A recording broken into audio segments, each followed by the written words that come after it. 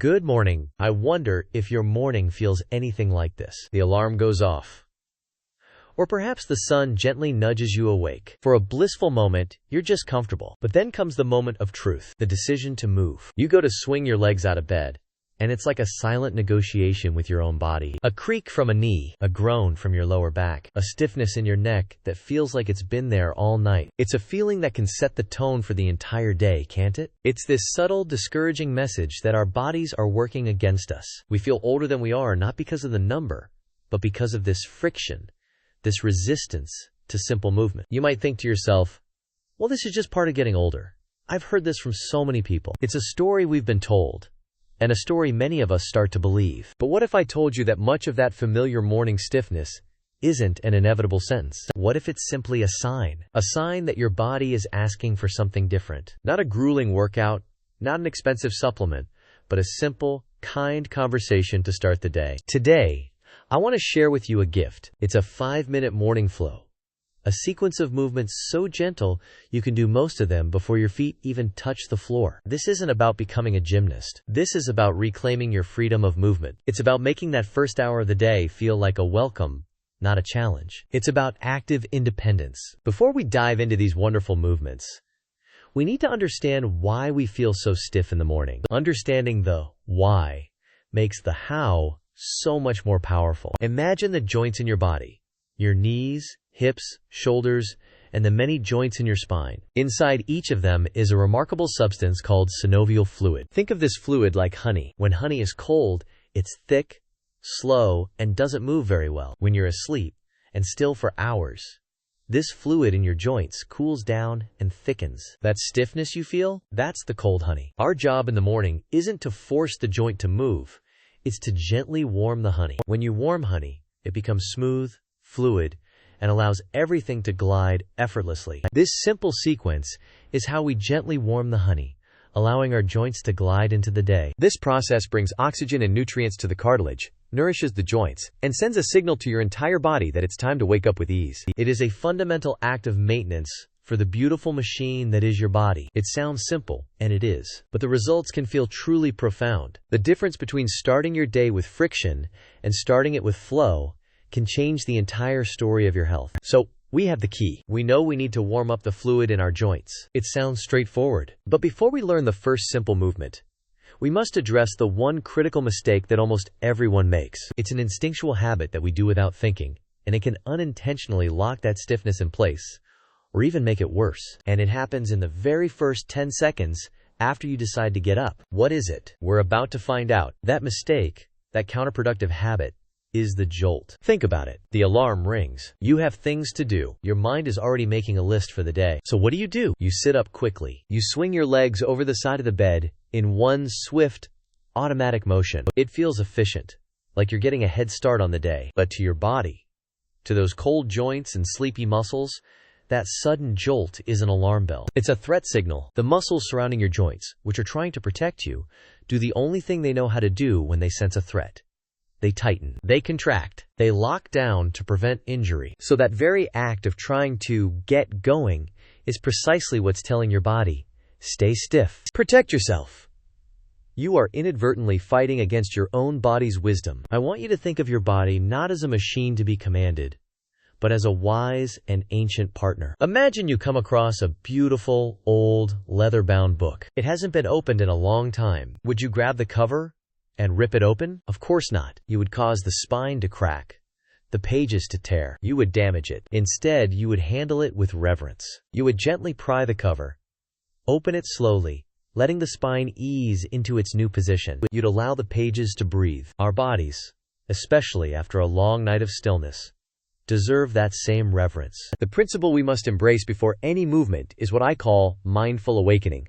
This means that the very first thing we move isn't our legs or our back, it's our breath. Before you even think about sitting up, while you are still lying on your back, I want you to give yourself the gift of 3 deep, conscious breaths. Not shallow chest breaths, but deep belly breaths. Breathe in slowly through your nose and feel your belly rise like a balloon. Let the air fill you up, and then exhale slowly through your mouth as if you're fogging up a mirror, and feel your belly fall. Let's do one together. In through the nose and out through the mouth. What is happening when we do this? You are sending the most powerful signal of safety to your entire nervous system. That deep, slow breath tells your brain, your heart, and every muscle in your body that you are safe. There is no emergency. There is no threat. It's the all-clear signal that allows those tight, protective muscles to finally relax and let go. You are changing your body's chemistry from a state of stress to a state of calm before you even ask it to perform a single major movement. This is the foundation. Without this,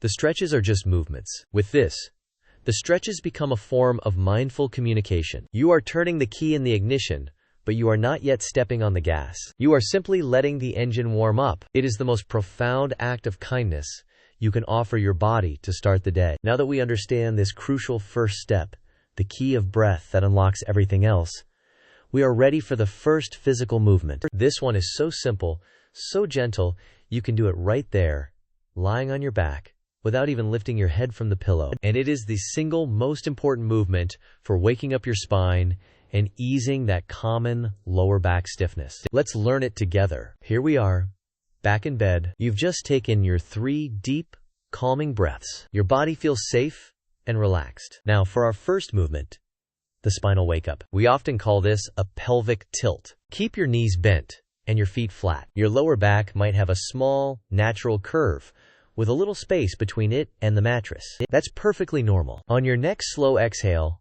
I want you to gently press your lower back into the mattress. To do this, you'll be engaging your abdominal muscles just a little bit, and you'll feel your tailbone lift ever so slightly. Think of it as gently flattening that curve. Hold it for just a moment. Feel that gentle activation in your core and the subtle stretch in your lower back. Then, as you inhale, slowly and with control, release the tilt and allow your back to return to its natural, neutral curve. That's it. That's one repetition. Let's do it again. Exhale and gently press the lower back down into the mattress. Imagine you're imprinting your spine onto the bed. Inhale and gently release. What are we doing here? The discs between your vertebrae are like tiny sponges. Overnight, they can get a little compressed. This gentle rocking motion is like soaking those sponges in water. It helps to rehydrate them, to create space, and to bring nourishing fluid back into the area. You are literally lubricating your spine for the day ahead. Aim for about 5 to 8 of these gentle tilts. Listen to your body. This should feel good,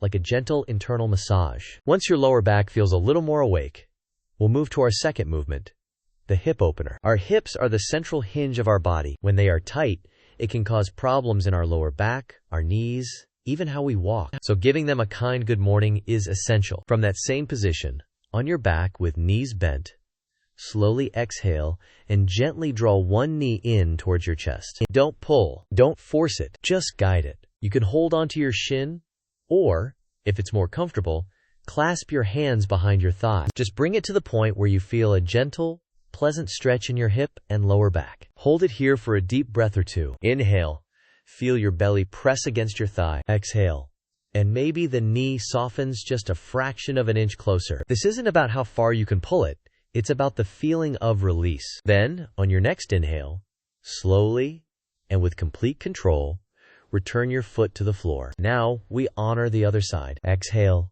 and gently draw the left knee towards your chest. Same thing, a gentle hold, a deep breath, and a slow release. Alternate between the right and left sides, maybe 3 or 4 times each. You are oiling the powerful ball and socket joint of your hip. You are telling the largest muscles in your body, your glutes and hamstrings, that it will soon be time to stand and support you. You've now awoken your spine from the bottom up and gently open the gateway to your legs. Your entire lower body is now beginning to hum with gentle energy, ready and prepared for what's next. Your lower body is now more awake, more hydrated, and ready. But what about the part of our body that so often carries the weight of our worries, our stress, and our daily tasks? I'm talking about our shoulders and neck. The next movement is what I call the tension dissolver, and it addresses a stiffness that starts in our shoulders, but can have a surprising impact on everything from our grip strength to our focus. After you've completed your movements on your back, use your arms to gently press yourself up to a seated position on the edge of the bed. Take a moment here. Don't rush to stand up. Let your body and your blood pressure adjust. This pause is also an act of kindness. Now,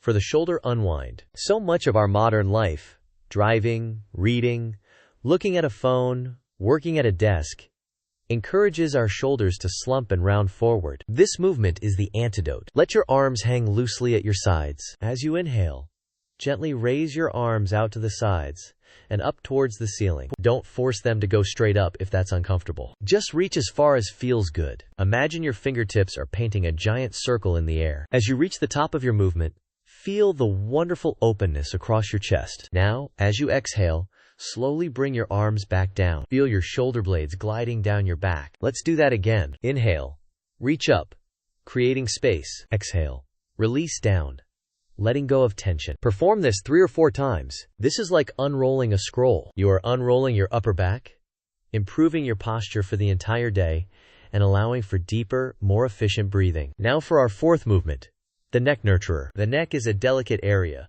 so the golden rule here is slow and gentle. Never, ever force a stretch in your neck. From your seated position, take a nice deep breath in and sit up tall, as if a string is gently lifting the crown of your head to the ceiling. As you exhale, slowly lower your right ear towards your right shoulder. Just let the weight of your head do the work. You should feel a gentle stretch along the left side of your neck. It should feel pleasant, not painful. Hold for a breath. On an inhale, bring your head slowly back to the center, and on the next exhale, gently lower your left ear towards your left shoulder. Repeat this 2 times on each side. Think of this as gently rocking your neck awake. We hold so much emotional stress in our neck and shoulders. This simple, mindful movement isn't just a physical stretch, it's a conscious act of letting go. You are telling your body it doesn't need to carry yesterday's burdens into today. You are physically and mentally creating a clean slate. By now, you've sent a wake-up call to your spine. You've oiled the powerful hinges of your hips. You've unrolled the tension from your shoulders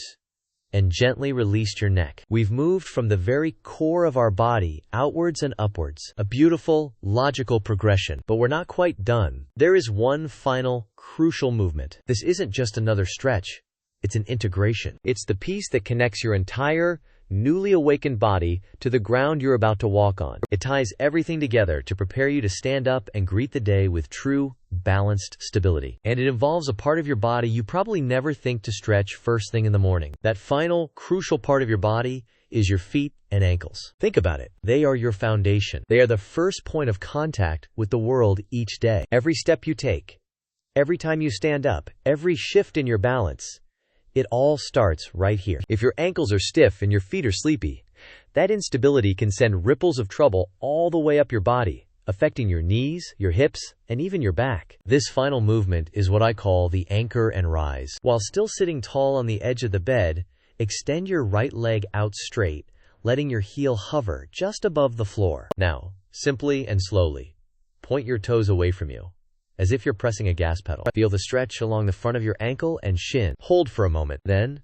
slowly flex your foot back, bringing your toes towards your shin. Now you'll feel a lovely stretch in your calf muscle. Repeat this pointing and flexing motion about 5 times. You're pumping that synovial fluid, that honey, into the complex joint of the ankle. Now, with your foot still extended, make slow, deliberate circles with your ankle. Imagine you are drawing a circle in the air with your big toe. Go 5 times in one direction, and then reverse, and go 5 times in the other. Then, bring that foot back to the floor, and repeat the entire sequence with your left foot. This simple act is profoundly important. You are waking up all the small, stabilizing muscles in your feet and lower legs. You are preparing your body's foundation to be supple, responsive, and stable. This is the very essence of active independence, ensuring that your connection to the ground is strong and confident. And there you have it, the complete 5-minute flow. Let's quickly trace our journey. We began with the breath, sending a signal of safety. We woke the spine with gentle pelvic tilts. We opened the hips with knee-to-chest hugs. We created space in the shoulders with graceful arm reaches. We released the neck with mindful tilts. And we anchored ourselves to the earth by awakening our feet and ankles. It's a full-body conversation, from your core to your extremities,